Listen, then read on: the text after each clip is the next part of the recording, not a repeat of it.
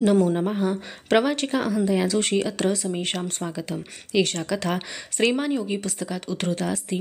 दशमभागस्य अष्टमी कथा एषा। अस्तु तर्हि आरंभं कुर्मः। आकाशात 2 प्रहराचा सूर्य कल्ला होता. गोवळकोंड्याच्या उत्तरेला असलेल्या मैदानावर खास शामियाना उभारला होता. जवळजवळ 500 गज रुंदीचे वर्तुळाकार मैदान मोकळे होते. मैदानाच्या सभोवती 1.5-2 पुरुष उंचीचा भक्कम तट होता. तटाच्या वर शाही शामियाना थोड्या अंतरावर उभारला होता. तटाच्या कडेने किल्ल्यातील नागरिकांची व मराठी फौजेची गर्दी झाली होती. शाही शामियान्यात कुतुबशाहीचे श्रेष्ठ मानकरी सरदार हजर झाले होते. राजघराण्यातील मंडळींनी शामियान्यात येऊन आपली जागा घेतली होती. नौबत झडली. अलकाबांचे पुकार उठले.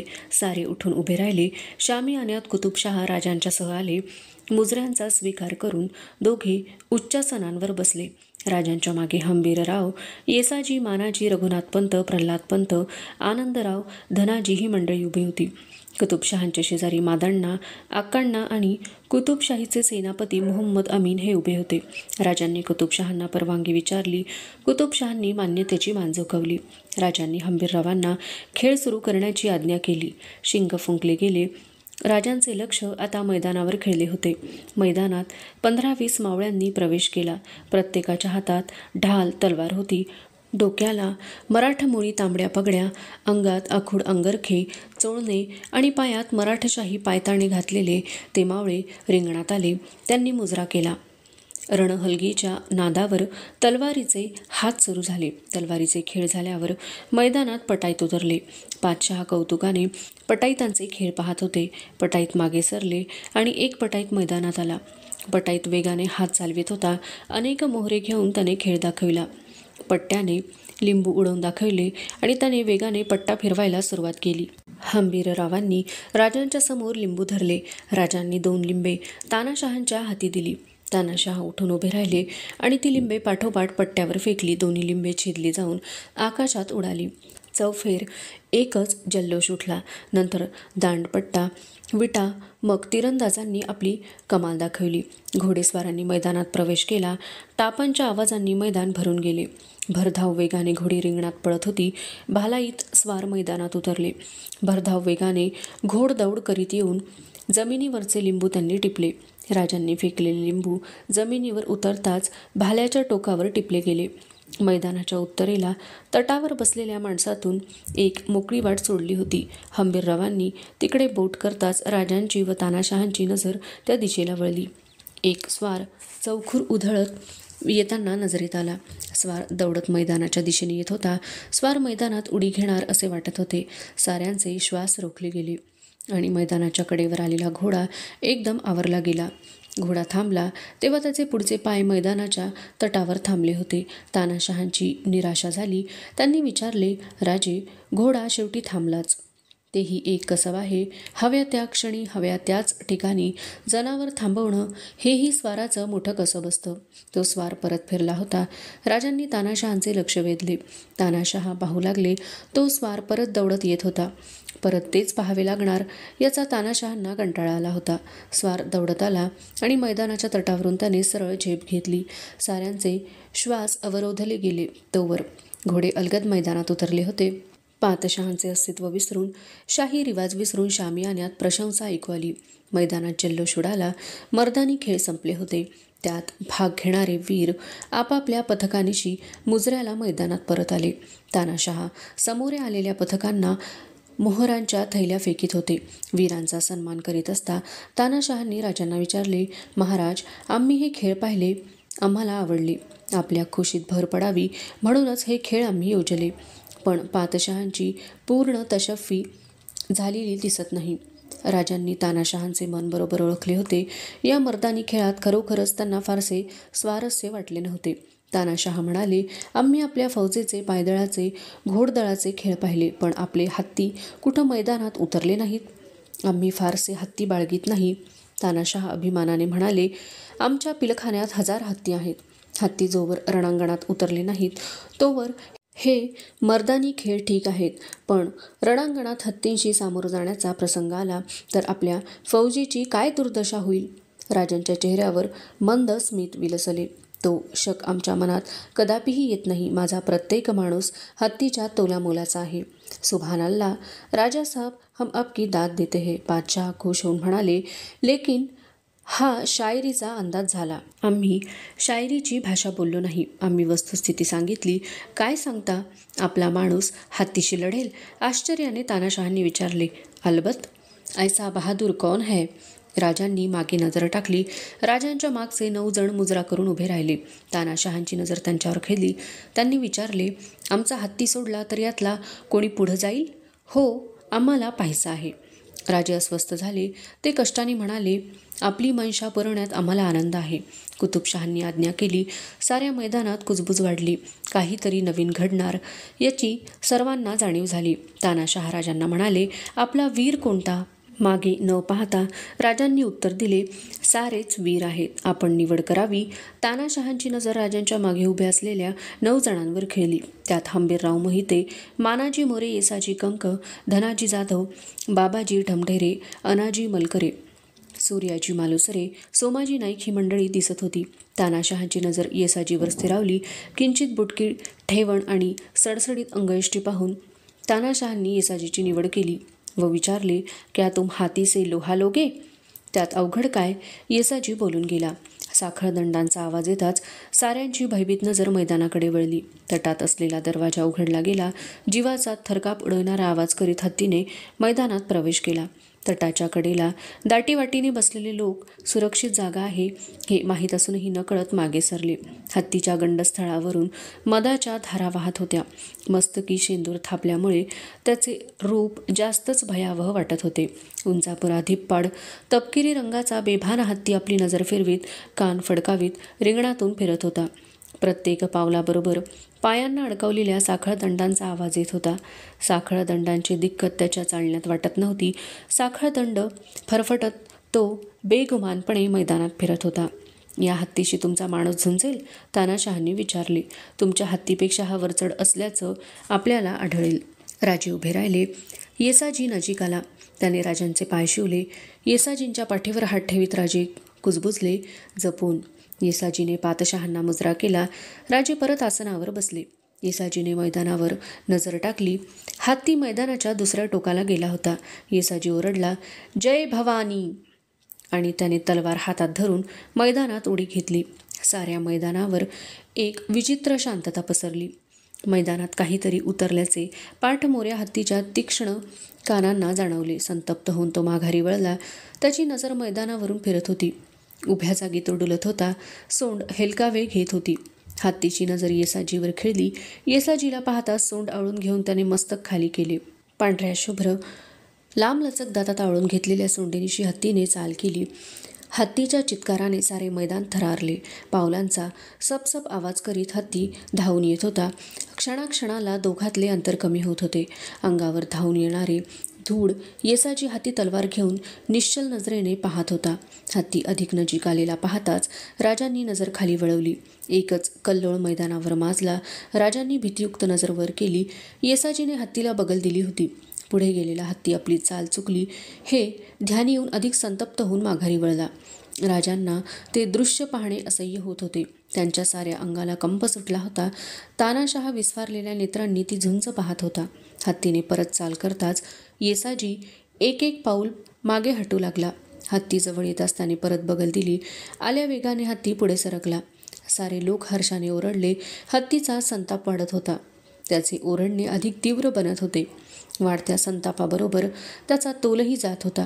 येसाजीने अशा 4-5 हुलकावण्या दिल्या. शेवटी तो हत्तीच्या पाठीलगत उभा राहिला. हत्ती वळेल तसा तोही वळत होता. हत्ती रिंगण घेत होता. येसाजी हत्तीबरोबर गोल फिरत होता. लाहोल विला, सुभानअल्लाह असे उद्गार तानाशहा काढीत होता व मुग्ध होऊन पाहत होता. हत्तीने आपली आखडलेली सोंड आता सैल सोडली होती. सोंडेने शोध घेत तो वळत होता. तीच संधी येसाजीला हवी होती. येसाजीने संधी पाहून बगल दिली आणि एकदम तो हत्तीच्या सामोरा गेला. अचानक शत्रू सामोरा आल्याचे पाहताच हत्ती क्षणभर स्तब्ध झाला आणि त्याच क्षणी येसाजीने तलवार उगारली. पाते क्षणभरून हात तळपले. दुसऱ्याच क्षणी सोंडेवर वार करून येसाजी बाजूला झाला. एका वारात हत्तीची सोंड उतरली गेली. रक्ताचा लोंढा वाहू लागला. आर्त चित्कार करीत वेदनेने बेभान झालेला हत्ती वाट फुटेल तिकडे धावू लागला. मैदानावर एकच आनंद उसळला. शेल्यांची बरसात होऊ लागली. रक्ताचा लोंढा सोडीत मैदानाच्या दुसऱ्या टोकापर्यंत गेलेल्या हत्तीने गुडघे टेकले आणि तो कोसळला. येसाजी शांतपणे मैदानातून वर आला. शामियान्यात येऊन त्याने मुजरा केला.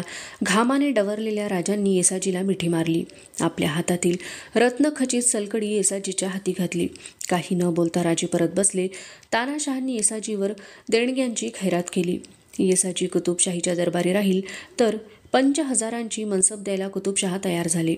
येसाजी मुजरा करून म्हणाला, मी महाराजांचं अन्न खातो, ते आपलंच आहे, त्यापेक्षा जहागीर का जास्त आहे? त्या उत्तराने तानाशहा आणखीन प्रसन्न झाले. ते राजांना म्हणाले, महाराज, हा तुमचा माणूस आम्हाला द्या. राजांचा हात गळ्यातल्या नवरत्नांच्या कंठ्याशी गेला. राजांनी हसून विचारले, या कंठ्यातलं एखादं रत्न निखळलं तर काय होईल? कंठ्याची शोभा जाईल. हजरत, आम्ही कंठा वापरतो तो हौसेकरता नाही ना ऐश्वर्याच्या प्रदर्शनासाठी. हा कंठा या माणसांची आठवण आहे. यातला प्रत्येक माणूस आमच्याच तोलामोलाचा आहे. आमचं राज्य हत्तीच्या बळावर नव्हे, यांच्या आधारावर सुरक्षित आहे. एक एक माणूस मिळवून माळेस मणी जोडले आहेत, तो मणी कसे काढता येतील? तानाशहा निरुत्तर झाले. त्यांना काहीतरी एकदम आठवले. ते राजांच्याकडे वळून विचारते झाले, एक विचारू? संकोच कसला? जेव्हा तुमचा माणूस हत्तीशी झुंजत होता तेव्हा आपली नजर खाली का वळली होती? आपल्या कपाळी घाम का आला होता? असल्या झुंजीची आपल्याला भीती वाटते? आपका कहना दुरुस्त है, राजे म्हणाले. ही जीवाला जीव देणारी माणसं वेळ का सांगून येते? घात अपघात होतात, चुकून पाऊल फसतं. करमणुकीपायी असे मोहरे खर्ची टाकण्याची सवय आम्हाला नाही. आपल्या इच्छेखातर आम्ही येसाजीला पाठवला, पण तो माघारी येईपर्यंत आमच्या जीवात जीव नव्हता. त्या बोलांनी तानाशहांना राजांचे एक नवे दर्शन घडले. राजे तानाशहांच्या बरोबर महालात आले. राजांनी छावणीवर जायचा निरोप मागितला. तानाशहांनी विचारले, परत भेट? आम्ही इथं होतोवर यात फरमावली जाईल तेव्हा आम्ही हजर होऊ. निरोप देताना पातशहांनी अनेक वस्त्रे, नामांकित रत्ने, हत्ती, घोडे राजांना नजर केले. शाही रिवाज सोडून तानाशहांनी खुद्द आपल्या हातांनी राजांच्या अंगाला अत्तर लावले व निरोपाचे विडे दिले. अधुना दशमभागस्य नवमी कथा एषा. राजांच्या मनमोकळ्या स्वभावाने व भेटीने तानाशहांच्या मनातली भीती नष्ट झाली होती. या भेटीने संशयाचे वातावरण संपूर्णपणे निवळून पुढील स्वारीच्या योजनेचा राजांनी ठरवलेला आराखडा गोवळकोंड्याच्या दरबारातून एकदम मंजूर होण्याची शक्यता निर्माण झाली. मुख्य राजकारणी बोलणी चालू असताना शिवाजी राजांच्या कीर्तीचा, तानाशहांच्या भेटीचा बोलबाला भागानगरात पसरला होता. कुतुबशाहीचे वजीर मादण्णापंत यांनी राजांना स्वतःच्या घरी मेजवानीला बोलावले. मेजवानीचा स्वयंपाक नोकरावर न सोपविता स्वतःच्या मातुश्रींच्या हाती पाक सिद्ध करून दोघे बंधू जवळ बसून त्यांनी राजांना भोजन घातले. बरोबर समुदायही होता. भोजन झाल्यावर अलंकार, वस्त्रे, घोडी देऊन राजांची त्यांनी पाठवणी केली. शिवाजी राजांचे दरबारी वाढते वजन पाहून शहरातील सरदार, शेठ, सावकार यांच्यामध्ये राजांचा सत्कार करण्याची चढाओढ लागली. त्यांच्याकडेही राजांना मेजवान्या आल्या.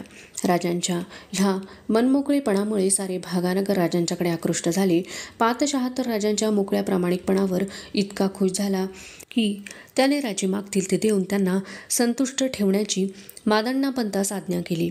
राजे भागानगरच्या आलेल्या प्रतिष्ठित नागरिकांना आपुलकीने भेटत होते, पण एका भेटीची इच्छा अद्याप राहिली होती. भागानगरात केशवस्वामी नावाचे एक सत्पुरुष वास्तव्य करीत होते. त्यांचे दर्शन घेण्यास राजे उत्सुक होते. एके दिवशी मादण्णांच्या पुढे राजांनी आपली इच्छा व्यक्त केली. आमच्या मनाला स्वामीजींचे दर्शन घेण्याची भारी ओढ लागली आहे. त्यांना आमची इच्छा कळवा. त्यांची आज्ञा झाली तर आम्ही त्यांच्या दर्शनाला जाऊ. केशवस्वामी मादण्णापंतांचे साक्षात गुरु. राजांची इच्छा ऐकून त्यांना भारी आनंद झाला. त्यांनी राजांची इच्छा केशवस्वामींना कळवली. केशवस्वामींनी भेटीला मान्यता दिली. निवडक लोक संगती घेऊन राजे स्वामींच्या दर्शनाला गेले.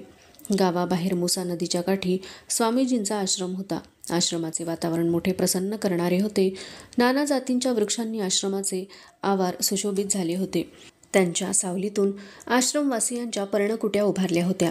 आश्रमाचे चिंचोळे रस्ते स्वच्छ होते. सर्वत्र नीरव शांतता पसरली होती. राजे सायंकाळच्या वेळी आश्रमाच्या नजीक आले. आश्रमाबाहेर राजे पायउतार झाले.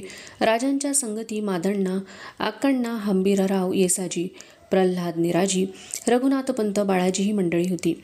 आश्रमाच्या दारात भगवी वस्त्रे परिधान केलेले शिष्य राजांच्या स्वागताला उभे होते. राजे सर्वांसह बोलत आश्रमाकडे चालत होते. आश्रमाच्या आवारात फिरणारे मोर, हरिणे ही नजरेत येत होती. राजे मुख्य आश्रमापाशी पोहोचले. केशवस्वामी राजांची वाट पाहत होते. राजांची नजर केशवस्वामींच्या वर गेली. भगवी वस्त्रे परिधान केलेले शिष्य राजांच्या स्वागताला उभे होते. राजे सर्वांसह बोलत आश्रमाकडे चालत होते.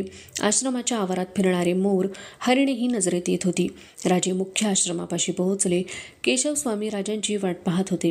राजांची नजर केशवस्वामींच्यावर गेली. भगवी वस्त्रे धारण केलेले, सावळ्या सतेज कांतीची, कपाळी वैष्णव गंध धारण केलेले केशवस्वामींची मूर्ती पाहून राजांचे मन उसंबळून आले. ती शांत नजर, ओठांवर विलसणारे प्रसन्न स्मित, मानेवर रुळणारे केस हे त्यांचा अधिकार सांगत होते. अत्यंत नम्र भावाने राजे पुढे झाले आणि त्यांनी केशवस्वामींच्या चरणी मस्तक ठेवले. केशवस्वामी डोळे मिटून आशीर्वाद देत होते. राजांच्या खांद्यांना त्या हातांचा स्पर्श झाला. राजे उभे राहिले आणि क्षणात केशवस्वामींनी राजांना गाढ आलिंगन दिले. दोघांच्याही नेत्रात आनंदाश्रू उभे राहिले होते. केशवस्वामींनी असा लोभ दुसऱ्या कोणावर दाखवलेला मादण्णांनी पाहिला नव्हता.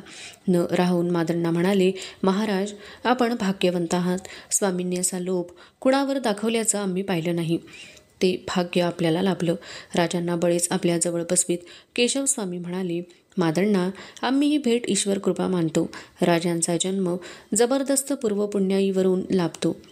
ते भाग्य लाभलेले जीव बहुतेक पूर्वपुण्याईचा विसर पडून ती पुण्याई खर्चण्यासाठीच जीवन घालवतात. पण हे राजे त्याला अपवाद आहेत. हा राजयोगी पुरुष आहे. आपल्या पराक्रमानं याचं पुण्य उदंड वाढतं आहे. जेव्हा धर्माचा ऱ्हास होतो, अनाचार माजतो, तेव्हा धर्मरक्षणासाठी परमेश्वराकडून अवतार धारण केला जातो. मादण्णा हा अवतारी पुरुष आहे याची ओळख फार थोड्यांना आहे. याच्या दर्शनानं कुणाला आनंद होणार नाही. त्या बोलण्याने राजे संकोचले. केशवस्वामी राजांचे विनयशील रूप मनात साठवित होते. स्वामीजींनी राजांना बोध केला त्या अधिकारवाणीने राजांच्या मनाला समाधान लाभले. बाहेर अंधार पडू लागला. राजांनी आज्ञा मागितली. केशवस्वामी म्हणाले, आपल्याला वेळ असेल तर आज इथंच वस्ती करावी. ईश्वर भक्तीची तुम्हाला आवड आहे त्या आनंदात काही प्रहर घालवता येईल. राजांनी तत्काल मान्यता दिली. राजे मादण्णा पंतांना म्हणाले, पंत, हा योग कोण सोडील? छावणीवर निरोप पाठवा. आम्ही इथं वस्ती करू. हंबीरराव गडबडीने उठले. राजांनी त्यांचा बेत ओळखला. ते म्हणाले, हा हंबीरराव, कसली दगदग करू नका. आमच्या गाद्या गिरद्या इथं आणून या वैभवापुढं दारिद्र्याचं प्रदर्शन करू नका.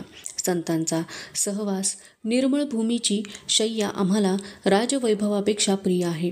हा योग आम्हाला साधू द्या. राजांनी सर्वांसह फलाहार, दुग्धपान केले. रात्री समया प्रज्वलित करण्यात आल्या. स्वामीजींच्या शिष्यांनी टाळ मृदंग हाती घेतला. हाती चिपळ्या घेऊन केशवस्वामी उभे राहिले. रामनामाचा गजर उठला. चिपळ्यांच्या तालावर केशवस्वामींचा भावपूर्ण आवाज सरवू लागला. केशवस्वामींच्या रसाळ वाणीने राजे तृप्त झाले. साऱ्या काळजीचा विसर पडून तल्लीन होऊन राजे भक्तिरसात हरवले होते.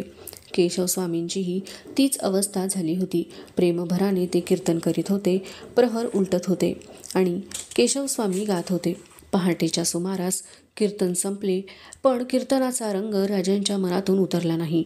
श्रद्धायुक्त अंतःकरणाने केशवस्वामींना विपुल धन वस्त्रे अर्पण करून राजे तृप्त मनाने छावणीत निघून आले. अधुना दशमभागस्य दशमी कथा एषा. भागानगरचा राजांचा मुक्काम जवळजवळ महिनाभर झाला होता. राजांच्या कर्नाटक मोहिमेला कुतुबशहांनी सर्व सहाय्य करण्याचे आश्वासन दिले होते.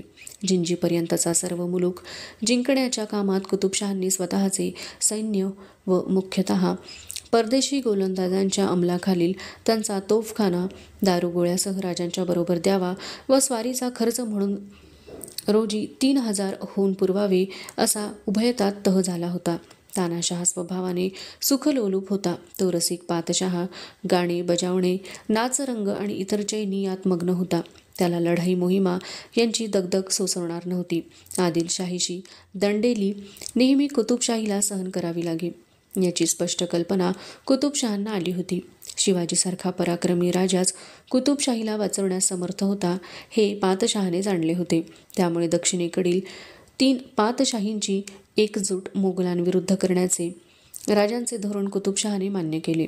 मादंडांच्या मनात वेलूर व जुनी हिंदू सिंहासने यांभोवती हिंदूंचाच अधिकार राहावा असे होते. गोवळकोंड्याच्या नावाने तो प्रदेश राजांनी जिंकल्यास आपोआप तो हिंदूंच्या कक्षेत राहणार होता. याच कारणासाठी राजांना सर्वतोपरी सहाय्य करण्याचे कुतुबशहाने ठरवले होते. कुतुबशहांचा व त्यांच्या वजिरांचा निरोप घेऊन राजांनी तेथून पुढे स्वारीवर जाण्याचा संकल्प केला व बादशहांचा निरोप मागितला. निरोप समारंभासाठी पातशहांनी खास दरबार भरवला. तानाशहांनी राजांच्या बरोबर आलेल्या सरदार मानकऱ्यांचे मुजरे नावनिशिवार घेतले. प्रत्येकाच्या दर्जानुसार अलंकार, वस्त्रे, हत्ती, घोडे दिले. निरोप घेताना दोघांचीही मने गहिवरली होती. तानाशहा राजांचे हात हाती घेत म्हणाले, ज्या निष्ठेनं आपल्या वडिलांनी निजामशाही राखली त्याच प्रेमानं तुमचं आम्हाला सर्व प्रसंगी सहाय्य असावं. राजांनी बादशहाला आश्वासन दिले, आमची मैत्री अभंग राहील. आम्ही स्वतःला जसे छत्रपती समजतो तसेच निजामशाहीचे प्रतिनिधी पण मानतो. आपली पातशाही वाढवावी, पठाणांना नेस्तनाबूत करावं. दक्षिणची पातशाही दक्षिणींच्या हातात राहील, ते करावे हेच आमचं ध्येय आहे. पातशहांनी राजांना अत्तर लावले. आपल्या हातांनी तयार केलेला विडा राजांच्या हाती दिला. राजांनी प्रेमभराने पातशहांचे हात दाबले. ते म्हणाले, हजरत, आपण निर्धास्त असा. प्रेमभराने आपण विडा दिलात म्हणून नाकारीत नाही, पण या विड्याला आज किंमत नाही. आदिलशाही, कुतुबशाही आणि आम्ही मिळून जेव्हा मोगलांचा पराभव करू तेव्हाच या विड्याचा स्वीकार करण्यात आम्हाला आनंद वाटेल. ईश्वराची कृपा असेल तर तो दिवस फार लांब नाही. पातशहांनी तहाखेरीज 5 लक्षहून राजांना दिले. प्रल्हादपंतांकडेच दोन्ही दरबारची वकिली सुपूर्द करून राजांवरचा विश्वास जाहीर केला. तानाशहांचा निरोप घेऊन येणाऱ्या राजांना पाहण्यासाठी गर्दी लोटली होती. सुवर्णनानी उधळीत राजे छावणीत परतले. छावणी उठवली जात होती. अंधारी रात्र थंडी घेऊन उतरत होती. राजे आपल्या डेऱ्यात पुढील स्वारीचा बेत ऐकवीत होते. अचानक राजांना आठवण झाली. ते रघुनाथपंतांना म्हणाले, बाळाजींना बोलवा. आम्हाला एक तातडीचं आणि महत्त्वाचं पत्र लिहायचं आहे. थोड्याच वेळात बाळाजी डेऱ्यात आले. राजे रघुनाथपंतांना म्हणाले, पंत, कुतुबशाहीचा आणि आमचा संबंध जडला. आदिलशाहीत पठाणी वर्चस्व आहे, तोवर तिथं शहाणपण सुचायचं नाही. पण त्या दरबारी मराठी माणसं आहेत, ती आपल्याला मिळावी तर दुहेरी कार्य साधेल. जी आमचे पिढीजात शत्रू बाजी घोरपड्यांचे चिरंजीव मालोजी घोरपडे आदिलशाहीत आहेत. जुना दावा विसरून त्यांना पत्र पाठवण्याचं आम्ही ठरवलं आहे. अशीच पत्र आम्ही इतरांना पाठवणार आहोत. बाळाजी लेखन साहित्य घेऊन बसले. राजे विचार करीत डेऱ्यात येरझाऱ्या घालीत होते. राजे पत्र सांगू लागले, पूर्वी निजामशाहीतून आमचे बाप कैलासवासी महाराज इब्राहिस आदिलशहा पातशहांचे कारकिर्दीस इकडे आले. त्यास इब्राहिम आदिलशहाने पातशाही कारभाराचा मदार महाराजांचे शिरी टाकला. तेव्हा महाराजाने हा विचार केला की पातशाही मदार आपल्या हातास आला असता आधी तो आपले जातीचे लोक मराठे याला हाती धरून सरदारकी करून पोटे भरितात. ती पातशाही वजीर करावे. पादशाही कामे याचकडून करून नामोश होय. इज्जती थोर पात्रीत ते करावे म्हणून तुमचे बाजी घोरपडे सरदारकी करून होते. ते आणून पातशहास भेटवून पादशाही वजीर केले. पातशहांनी तुमचे चालवले. ऐशा 3 पिढ्या, पातशहाच्या 2 पिढ्या तुमच्या जाहल्या. ऐशियास महाराजाने तुमच्या बापास इतके बरे केले हे स्मरण न धरून जेव्हा काही मुस्तफा खाने महाराजास दस्त करवले तेव्हा तुमचे बाप बाजी घोरपडे हामी होऊन महाराजास दस्त करून मुस्तफा खाचे हाती दिले. त्या दिवसापासून तुमच्या घराणियाचा दावा वाढत चालला. तो कित्येक झगडियात तुम्ही आमचे लोक मारिले. आदी करून तुमचे बाप बाजी घोरपडे याला आमचे लोकी झगडियात मारिले. ऐसा दावा परस्पर चालिला होता. ऐशिया सांप्रती राजकारण वर्तंतरी. दक्षिणेचे पातशहा 3, निजामशहा, आदिलशहा, कुतुबशहा. त्यामध्ये निजामशाही पादशाही बुडाली ते समयी. निजामशाही उमदे वजीर होते. त्यांनी आदिलशाही दरगाहासी रुजुवाती करून आपणास रोजगारास जागा केला. हाली आदिलशाही बेहलोल खान पठाणी घेतली. पादशहा लहान लेकरू नाव मात्र ते आपले कैदेत ठेविले आहेत आणि तख्त व छत्र व विजापूरचा कोट पठाणाने काबीज केला आहे. काही कुबारून मिळाला नाही. ऐशियास दक्षिणचे पादशाहीस पठाण झाला. हे गोष्ट बरी नव्हे. पठाण बळावला म्हणजे एका उपरी एक कुली दक्षिणीयांची घरे बुडविल, कोणास तगो देणार नाही. ऐसे आम्ही समजून हजरत कुतुबशहा पातशहा यासी पहिलेपासून रुजुवात राखली होती. जे काही आपले जातीचे मराठे लोक आहेत ते आपल्या कटात घेऊन कुतुबशहासी त्यांची रुजुवात करावी, दौलत देखावी, त्यांचे हाते पातशाही काम घेऊन पादशहाची पादशाही दराज करावी आणि तुम्हा लोकांच्या दौलताही चालेत घरे राहते ते करावे. आपल्या जातीच्या मराठी या लोकांचे बरे करावे हे आपणास सूचित आहे. ऐसे मनावरी आणून तुमचा आमचा वडिलांपासून दावा वाढत आला तो आम्ही मनातून टाकून निकपट होऊन तुम्ही मराठे लोक कामाचे तुमचे बरे करावे असे मनी धरून हजरत कुतुबशहाच्या कौलाचा फरमान घेऊन पाठविला आहे. तरी तुम्ही कुलीन आमचा भरोसा मानून देखत पत्र हर एक उपाय पठाणापासून निघून मजल तर मजल भागानगरास आम्हापाशी येणे. ऐशी आज तुम्ही कदाचित ऐसा विचार कराल की आदिलशाहीचे आपण दे पिढीचे वजीर आणि आता विजापुराकडून कुतुबशाहीत राजे यांचे बोले कैसे जावे. विजापूर पठाणांचे हातास गेले. आता आदिलशाही कैची जरी पठाणांची चाकरी करून राहू म्हणाल तरी पठाण काही तुम्हास थोर दौलत देणार नाही. तुम्ही मराठे लोक आपले आहा तुमचे गोमटे व्हावे म्हणून स्पष्टच तुम्हास लिहिले असे. ऐविसे आम्हापासून अंतर पडे तरी व मागील दावियाचा किंतु मनातून आम्ही टाकीला ऐवेसी आम्हा श्री देवाची आण असे तुम्ही निसंदेह होऊन येणे. आम्ही सर्व प्रकारे तुमचे गोमटे करावयासी अंतर पडो नेदवून बहुत काय लिहिणे. दुसऱ्या दिवशी मालोजीरावांच्या पत्रावर सही शिक्का होऊन पत्र रवाना झाले. मग सर्व द्रव्य वस्तभाव बरोबर घेऊन राजे स्वारीस निघाले. मराठी फौजेबरोबर गोवळ कोंड्याचा सेनापती मिर्झा मोहम्मद अमीन हा 4000 पायदळ 1000 घोडेस्वार व तोफखाना संगती घेऊन राजांच्या फौजेत सामील झाला. उगवत्या सूर्याच्या किरणप्रकाशात राजांनी भागानगरचा निरोप घेतला. अवशिष्टा कथा अग्रिमे भागे पठिष्यते अस्तु तर्हि पुनर्मिलामः. तावन् मंगलं भूयात् शुभं भूयात्. नमो नमः. धन्यवादः.